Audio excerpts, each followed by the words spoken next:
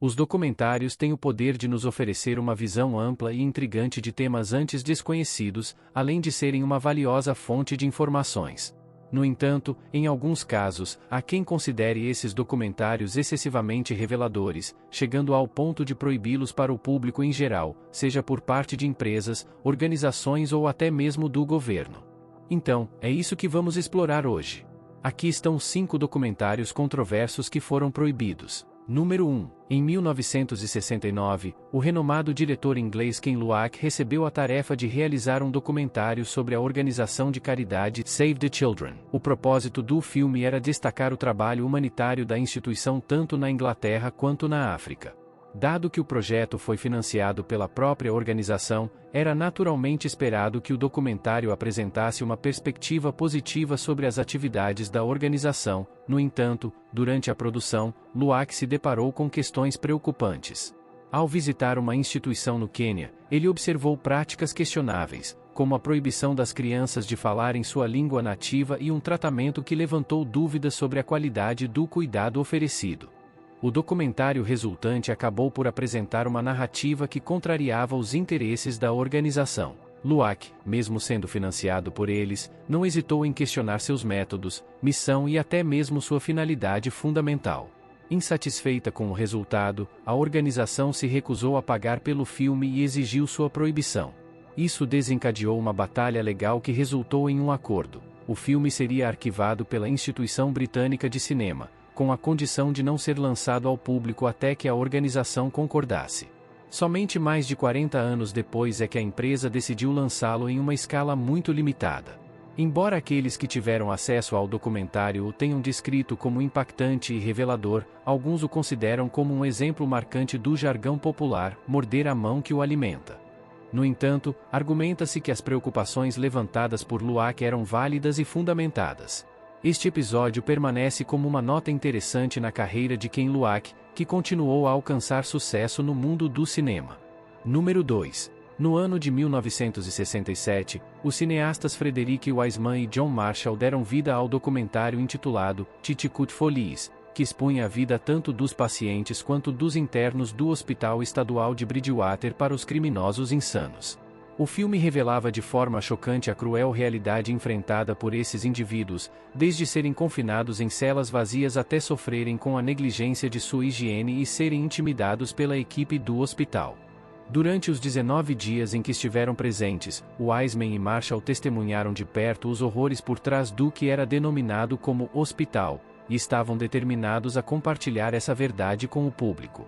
Contudo, as intenções dos cineastas foram rapidamente interrompidas pelo governo de Massachusetts, que alegou que eles não haviam obtido as permissões adequadas para capturar as imagens, apesar de terem consultado previamente os pacientes e até mesmo obtido autorização do superintendente do hospital, que na época atuava como seu tutor legal.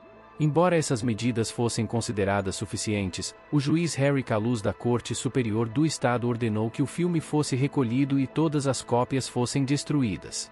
Após um longo processo legal, Wiseman conseguiu garantir que o filme fosse exibido em ambientes educacionais, permitindo que estudantes, médicos, advogados e membros do serviço público tivessem acesso a ele, embora o público em geral fosse privado dessa oportunidade. A censura imposta ao filme era clara e evidente. A revelação dos horrores do hospital representava uma ameaça à sua reputação e à imagem dos serviços de saúde do Estado, o que levou o governo a considerá-lo perigoso. Essa proibição persistiu por mais de 2 décadas, até que, finalmente, em 1991, o juiz Andrew Meyer decidiu revogar a proibição, permitindo que o documentário fosse lançado ao público em geral. Embora o documentário tenha causado um impacto significativo, é inegável que seu potencial de impacto teria sido ainda maior se tivesse sido lançado na data planejada. Esse episódio é um exemplo contundente dos perigos da censura e de como ela pode ter consequências significativas no mundo real. Número 3. Em 1967, logo após a Guerra dos 6 Dias, conflito que envolveu Israel e países árabes, Amos Oz e Avraham Shapira, 2 escritores israelenses, resolveram colher os depoimentos dos soldados israelenses. No entanto, grande parte do conteúdo dessas gravações foi censurada pelo governo israelense na época, devido à sua natureza crítica e potencialmente prejudicial à imagem do país. Porém, em 2015, a diretora e produtora israelense Mor Loesch lançou o filme intitulado Vozes Censuradas, que apresenta ao público pela primeira vez as gravações previamente censuradas. Este trabalho cinematográfico destaca-se por oferecer uma visão íntima e comovente das experiências vivenciadas pelos soldados durante a Guerra dos 6 Dias. Ao longo do filme, os soldados compartilham relatos francos e sinceros, revelando não apenas os horrores da violência e do medo que enfrentaram, mas também os complexos dilemas morais que surgiram em meio ao conflito. Além disso, o documentário aborda de forma sensível as profundas consequências emocionais que a participação na guerra teve sobre esses homens, revelando os traumas e cicatrizes invisíveis que carregam consigo até hoje. O filme lança luz sobre um aspecto pouco conhecido da história de Israel e provoca reflexões profundas sobre as complexidades do conflito israelense-palestino e o impacto humano da guerra. Apesar de receber críticas positivas por sua coragem e honestidade, Vozes Censuradas também enfrentou controvérsias e críticas por parte de grupos políticos e nacionalistas em Israel, que questionaram sua representação da guerra e a decisão de divulgar as gravações censuradas. Número 4. Este filme é considerado uma obra-prima do cinema documental e uma das produções mais influentes sobre a Segunda Guerra Mundial.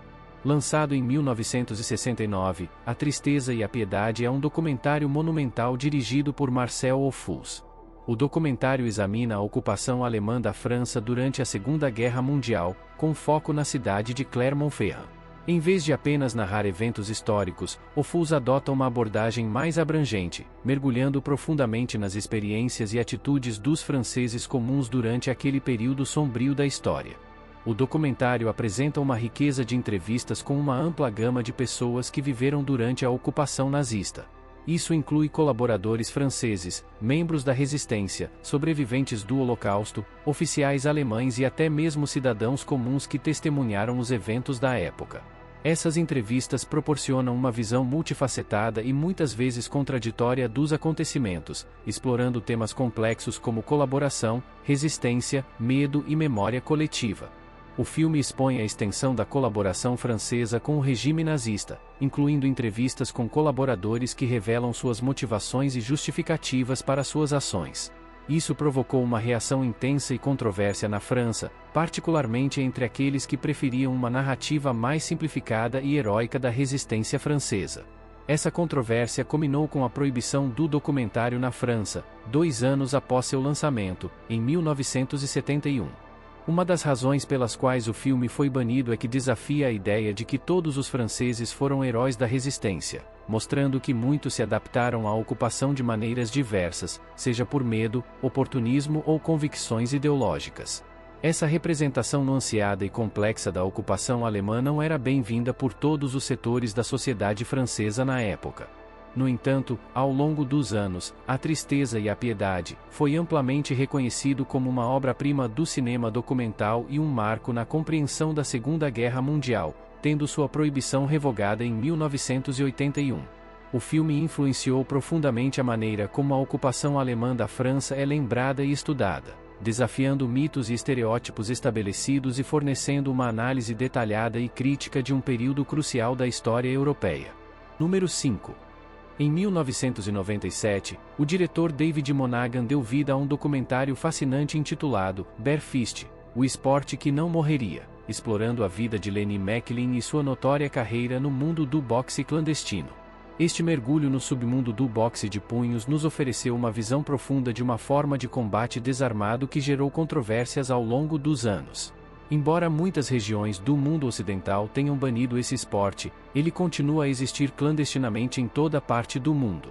O documentário tentou lançar luz sobre essa realidade, mas enfrentou resistência do Conselho Britânico de Classificação de Filmes, que recusou certificar o filme em 2 ocasiões distintas, alegando que ele romantizava demais o esporte.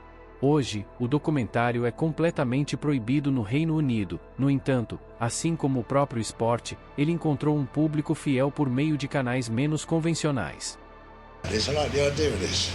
And then some business people put some money together. And I was fighting bare knuckles and bashing everyone up and getting a few quid.